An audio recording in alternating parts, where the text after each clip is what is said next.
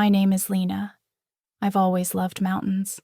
The clean air, the empty trails, the way silence feels like something living. But nothing prepares you for how fast everything can change up here. One moment we were hiking the ridge, the next, the world shook. A deep, heavy roar echoed across the slope.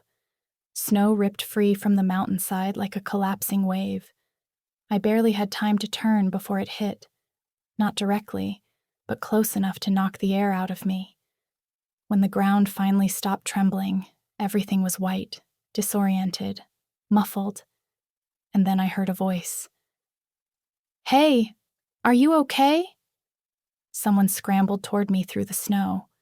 A girl with dark braided hair, cheeks flushed from cold, breath visible in the icy air. She knelt beside me, hands trembling slightly. "God, I thought you were buried." "I'm okay," I managed, though my heart was still pounding too hard. She exhaled shakily. "I'm Mara. Lena." We stood there, surrounded by silence too deep to be real. The trail we had come from was gone, swallowed by snow. The sky was already clouding over. "We need to find shelter before the temperature drops," Mara said gently. "There used to be an old ranger cabin nearby." We walked together, stumbling through knee-deep drifts. Every time I slipped, she caught my arm. Every time the wind hit too hard, she moved closer, blocking it with her body.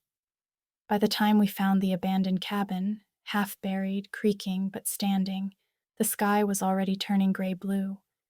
Inside it was freezing, but safe.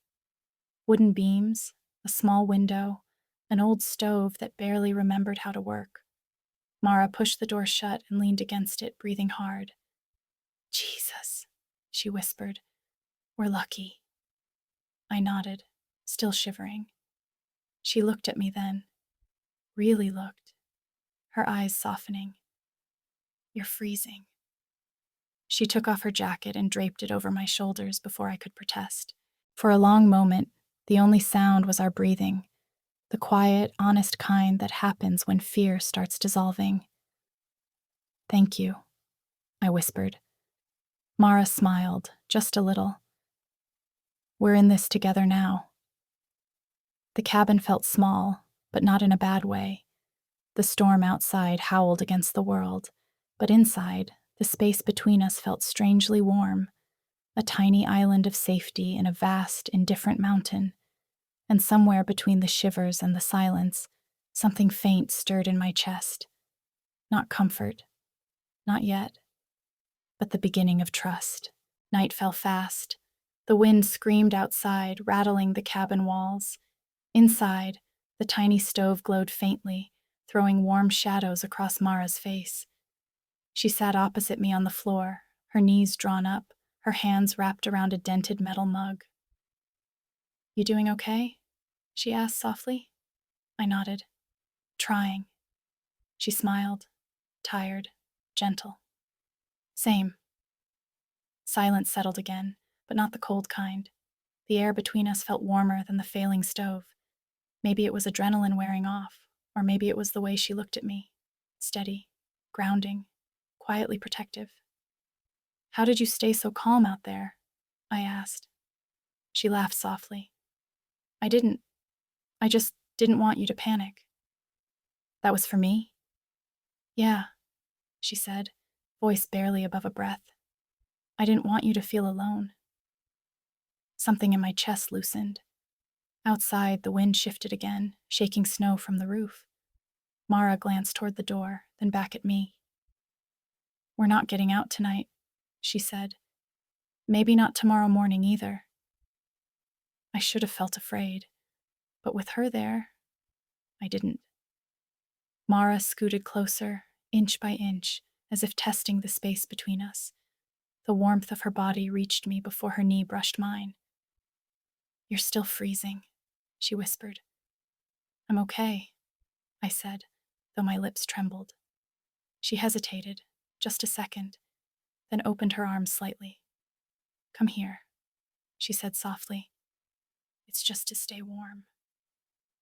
I moved into her slow, hesitant embrace.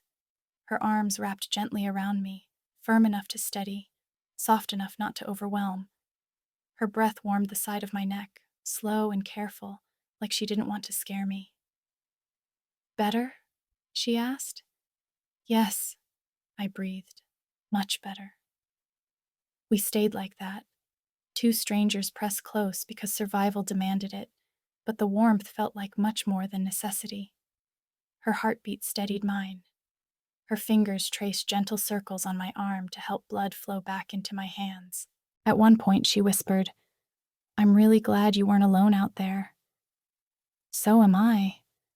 Her forehead rested lightly against my temple. Not intentional, not accidental, just natural. Outside, the storm raged like the world was ending. Inside, the only thing I felt was her warmth.